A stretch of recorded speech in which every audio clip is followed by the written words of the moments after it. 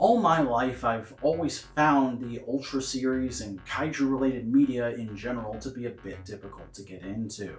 With the fights so often focusing on characters incapable of human speech and at such a massive, near incomprehensible scale, it's difficult to find anything to gravitate towards or anyone to relate to. Who are these characters? What are they fighting for? And why do the humans always feel like such an afterthought to me? Well, in the year 2020, all that cleared up for me when a voice blared out from beyond and told me all I had to do was stop worrying and just chant his name.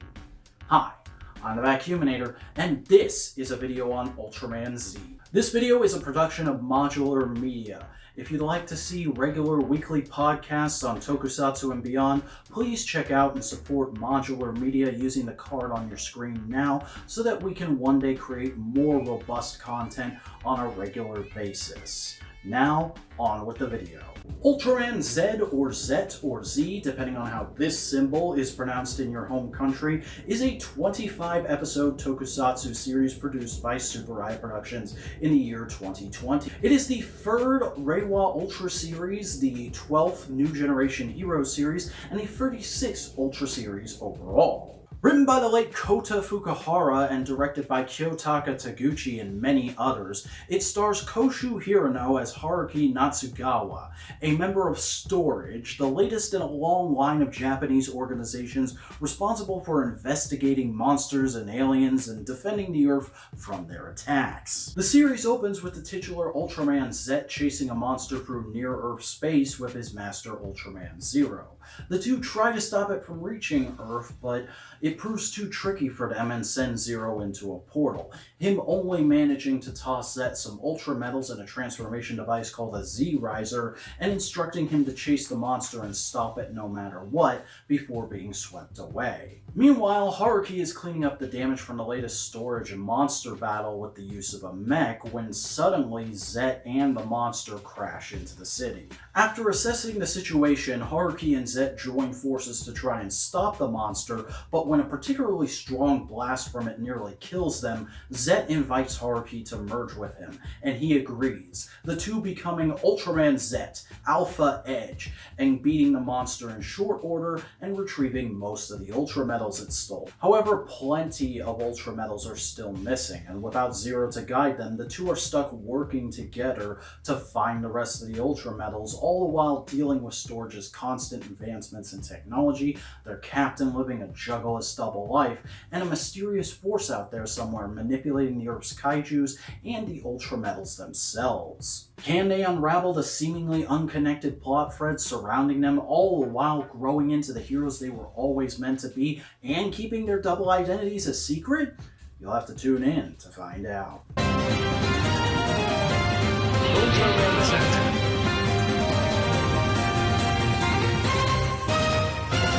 This video is brought to you by my merch store. That's right, I finally got a merch store, so you can get all your favorite The Vacuuminator designs on shirts, like the current and classic symbols, the logos, and much more. Plus, there's also sweatshirts, tote bags, mugs, and all kinds of other items you can put them on. All the items are going to be priced as cheaply as possible, with a portion of the profits going to benefit the original designers, so if you've ever wanted to dress like me, now's the time. Use the link on your screen, in the cards, or the video description, and go get yourself some The Vacuuminator merch now. Now, on with the video.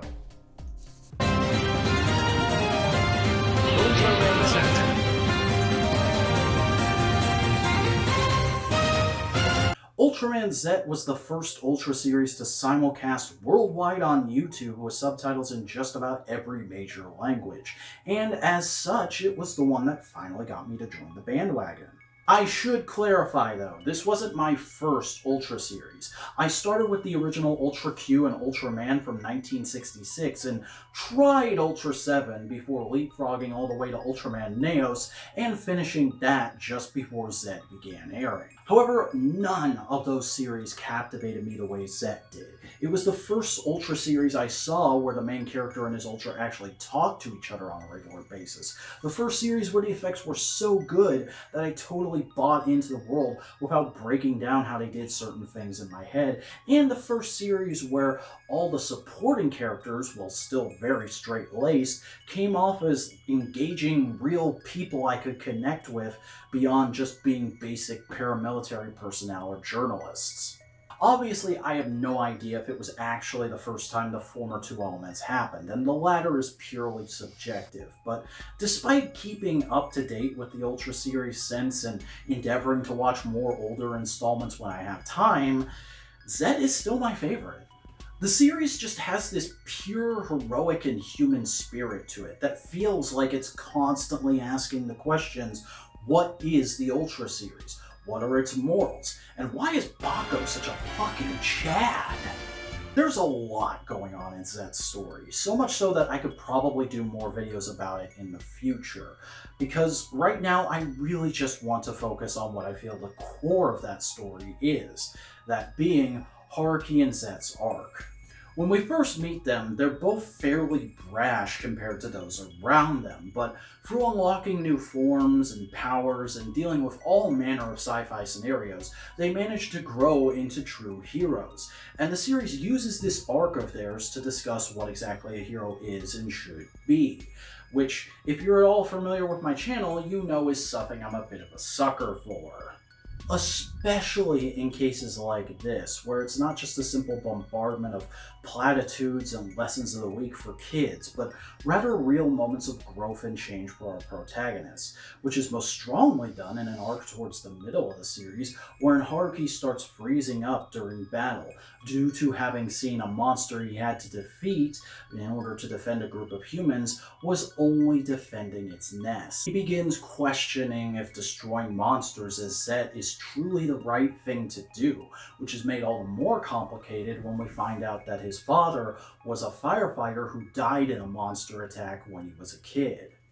Things are finally resolved by Haruki getting the opportunity to go back in time and see his dad one last time and ask for advice, which leads to him learning that while you can't save everyone, a true hero still does their best to save all those within their reach and keep those they can't get to alive in their memories. That entire arc just felt like such a poignant examination of the Ultra series and its heroes in a way that made the world come alive and feel so much more real to me than ever before, and it still sticks in my mind.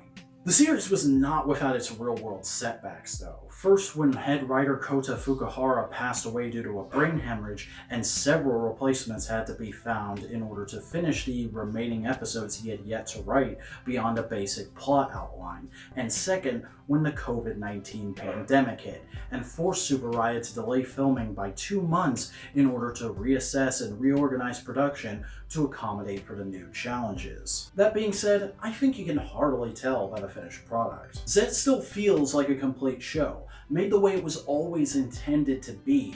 Unlike some of its contemporaries or successors, there's no allusion to the ongoing crisis in real life, and the actors always feel like they're actually in the same room, able to interact the way they need to in order to accomplish the scene.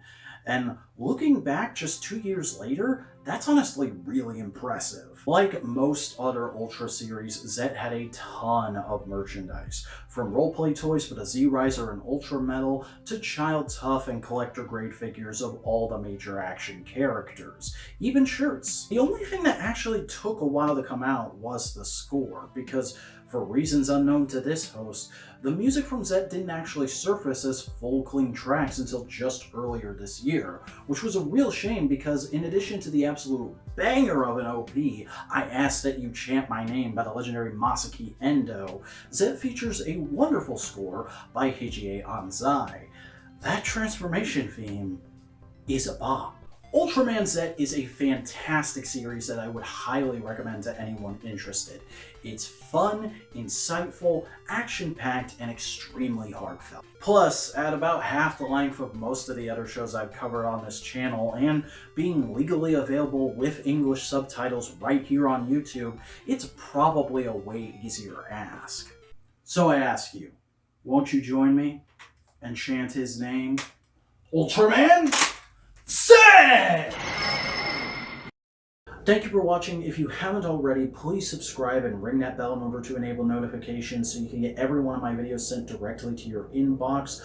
Also, support the channel on Patreon. Just $1 gets your name in the credits and access to my regular monthly production diary podcast. $5, though, gets your name read aloud at the end of the video and gives you the ability to submit a question for said podcast, which I think is a pretty good deal in order to support me and help me one day be able to do this full time. In the meantime, however, what are your thoughts on Ultraman Z? Was it your first Ultra series? What was your first Ultra series? What was the one that made you a fan to this day? I'd love to know, so let me know by leaving a comment down below for me to read and respond to.